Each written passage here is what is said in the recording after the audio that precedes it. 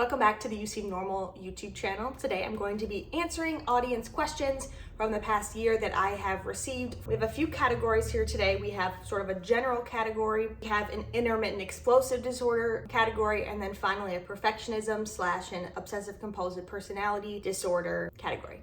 So I'm going to start with the first question. Would you have any advice or ideas for effective treatment for your younger self?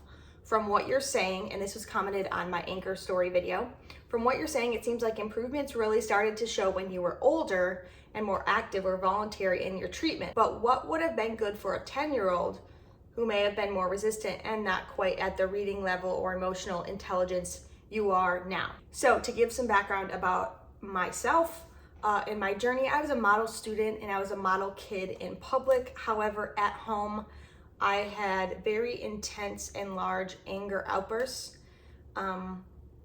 And these didn't happen super often, but when they did, they were intense and extreme and completely not in proportion to whatever set this off. I've since been diagnosed with intermittent explosive disorder.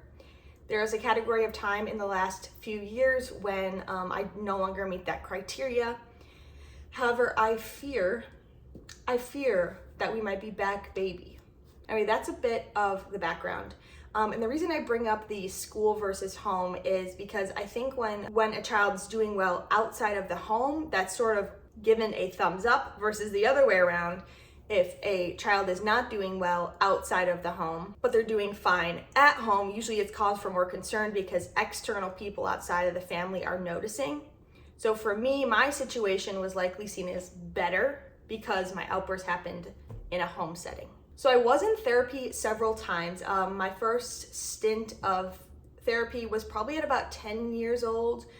In the 5th grade, I had an external stressor happening in my life, which was my dad was getting remarried. And so sort of the home living situation was disrupted for me. This is also sort of when these anger outbursts began-ish. So the first stint of my therapy was really about managing my stress and anxiety and OCD tendencies around sort of the living situation at my dad's house. It wasn't quite as much about the anger outbursts, and the reason I say that is because they were so far and few between that it's like when I came back the next week or next couple of weeks, like that probably hadn't happened.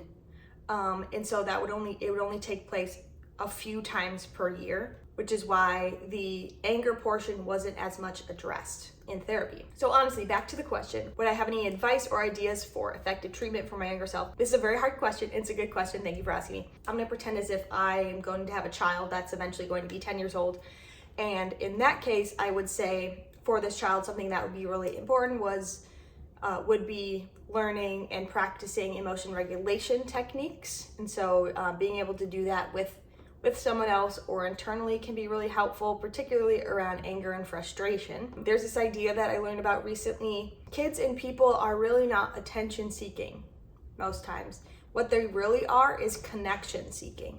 So they're really seeking a connection, someone to notice and someone to work with them. Basically, social emotional learning wasn't taught in those terms back when I was a kid. However, it is taking place in the classrooms today, and I hope that continues, because basically what social emotional learning is recognizing that kids are humans and they have emotions, and learning how to manage those emotions and work with other people and care for themselves is really important for well-being, especially as their brains continue to develop all the way up until 26. I absolutely think that these skills should be taught in school. Not everyone's home life, parents or caregivers are going to have the ability or the opportunity to be able to teach these kind of skills outside of school. If they can, great.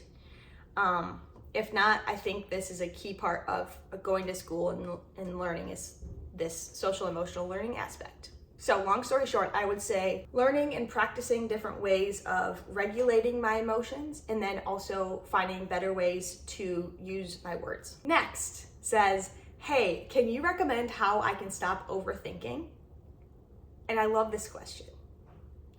If anyone knows, leave us a tip down below. First of all, there's nothing inherently wrong with quote unquote overthinking. Your overthinking might just be how you live and think, but I think the reason you're asking this is because it's having a negative impact on some area of your life. The first thing I want to say is you're allowed to overthink. You don't have to berate yourself for doing it, because overthinking is not inherently bad. I would ask yourself, what are you most likely to overthink? What do you find yourself overthinking the most? And the reason I say that is there's a difference between overthinking social interactions that have happened, or even social interactions that are upcoming, versus overthinking various small minor decisions in your life, or decisions that have to do with work. Those are different things I think you can take different approaches to, really determining what is the kind of stuff that you're overthinking. And it might be dang near everything, but that's also worth noting. A key thing I find for working on overthinking is actually building self-esteem and confidence. And there are various ways to do this. I don't think I have a video on this yet, but I would love to do so. Building self-esteem and confidence makes you more settled, I guess, and maybe accepting of yourself, and just feels safer. I think we overthink because of fear of the unknown, of fear of out of protecting ourselves. But as you raise your self-esteem, you'll realize, wherever this decision leads, or whatever I already did, like, it's going to be okay. It's all going to shake out. Next thing I have is to work on rumination reduction. That's just a fancy way of saying quit it by doing some specific things. And so one of them is having a rumination journal. I was very much a ruminator in a specific years of college. I got a little tiny notebook. When I found myself ruminating, I'd write it in the notebook. I'd write a few of my thoughts. This is not journaling. This is just writing a word. And I would put it in a drawer and shut the drawer. And then I had to be done. That might not work for everyone, but I recommend seeing a blog post that I have that's all about reducing rumination. I will link that down below. It can be helpful also to get to the heart of what you're overthinking and what you actually want. So you can ask, what would I do today, or this week, or this month, or this year if I didn't even have the ability to overthink it? What would I be doing?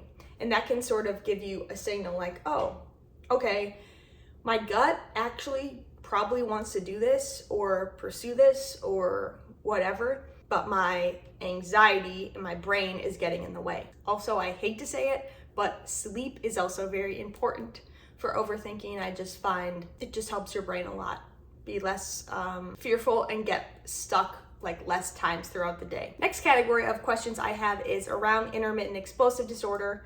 I have videos about what intermittent explosive disorder is, and that's where these comments were taken from. Intermittent explosive disorder is an impulse control disorder. Basically, your body goes from 0 to 100 in terms of acting out, being really angry, and then not being able to like come down from that. And there's really no stopping it. The runway is so instantaneous that there's really no like reduction ahead of that. These are the couple of questions I received. One, why is there so little about IED online? I have it, I'm female. I heard it's more common in males. Is it not common to have? First of all, prevalence. It is a lot less likely that a person would be diagnosed with intermittent explosive disorder than something like anxiety or depression, for example. And so there are going to be less resources and studies and firsthand accounts of living with IED. Another thing that I find that, and this is getting a little bit into my theory, like my personal, what I would imagine, but is IED, I think, can be a really easy misdiagnosis or a tricky diagnosis. And the reason I say that is if someone lives with depression, you might see similar characteristics to people who are living with intermittent explosive disorder. It might be part of that depression. Same with PTSD, same with like a substance use disorder. So a lot of the times I think it's just sort of diagnosed as one of those, and it's not specifically, honed in on IED. So I think there are a lot of other people experiencing the things that you and I are experiencing, for example, but they might not talk about it or write about it in those words. I also have a couple other theories. So these are just my theories, but one, gender and sexism. You mentioned you have it, it's more common in males.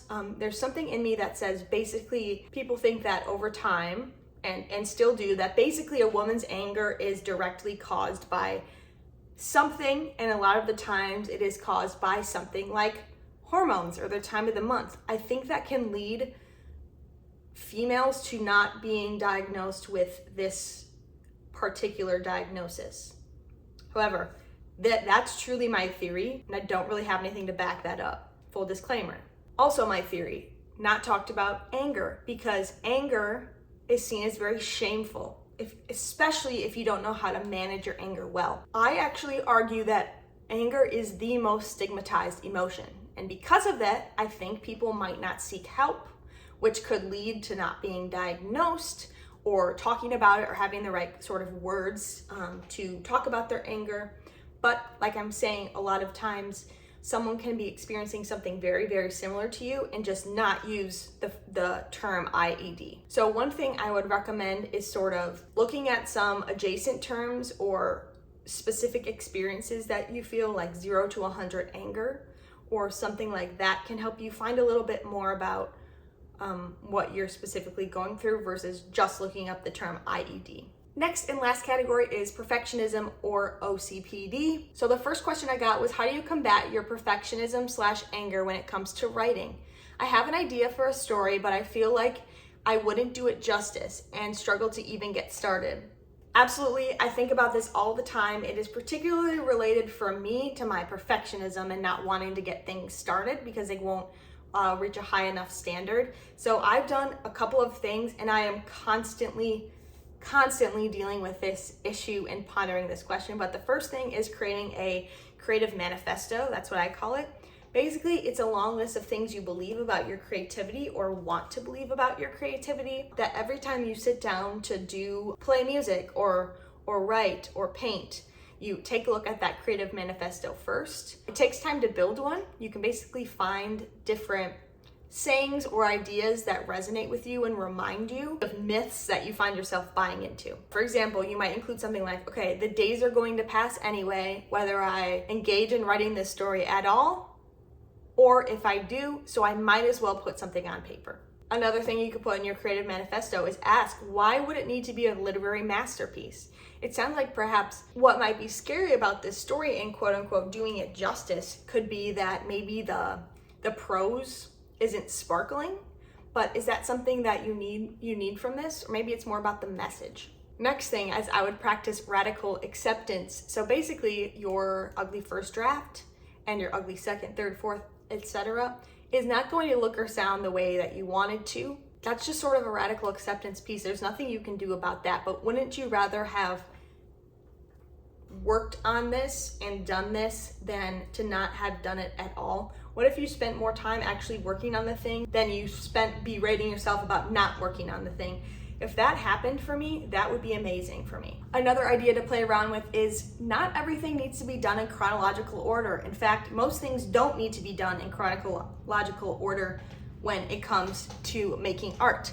So start with whatever's pulling you most. If that's certain part of the story or another, don't feel like you have to start at the beginning. That can actually feel like the most pressurizing, in my opinion. And finally, the next question I received about perfectionism is, I struggle with this a lot, especially taking things personally. Not to mention I'm a perfectionist. I want everything I work on, like drawing, creative writing, music production, things that I'm passionate about, to be the best as possible. However, usually it's not naturally because I'm still a beginner at that point, or I'm still just improving. Do you think you could make a video about dealing with pride? I struggle with it a lot because I feel that I always have to be the best at anything I do, but it also forms this negative hostility towards others, like my competitors. I think taking things too personally and perfection are very related to pride, and I 1000% agree. These are all really parallel and intersecting even tracks. They're all jumbled together. Actually, they're not parallel at all.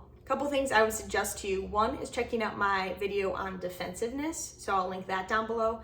And also my video that's called Dare to be Average. And I'll link that down below. Second thing I have for you is I think our brains wanting to be the very best is a fear response, so that you don't actually start the thing, and it's also trying to protect you from the unknown. So rather, if you don't do something because you're fearing that you won't be the best, that's your brain's best case scenario, because it can just stay exactly where you're at. The brain is trying to protect you from the unknown. However, you are not being chased by a bear. It is not life or death. You are literally sitting on the couch with a pencil. But to your brain, fear is fear. Finally, no matter how you do with this thing, you're gonna love it anyway. Because like you were saying, these are things that you're passionate about. These are things that you enjoy doing.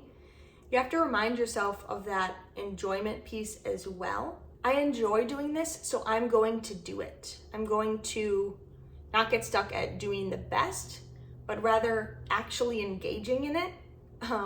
And however it turns out, I'm gonna love it anyway.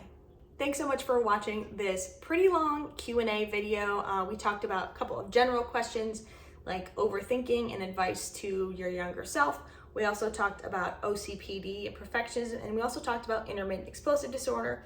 If there was a article or a video that I referenced in this video that I said I'd put in the description, be sure to check that out if you're interested. Be sure to subscribe to my YouTube channel. I am really close to 500 subscribers, and I'm hoping to hit that number by the end of June. So thank you so much for watching and for your support. Thanks for all your comments, and see you in my next one. Bye.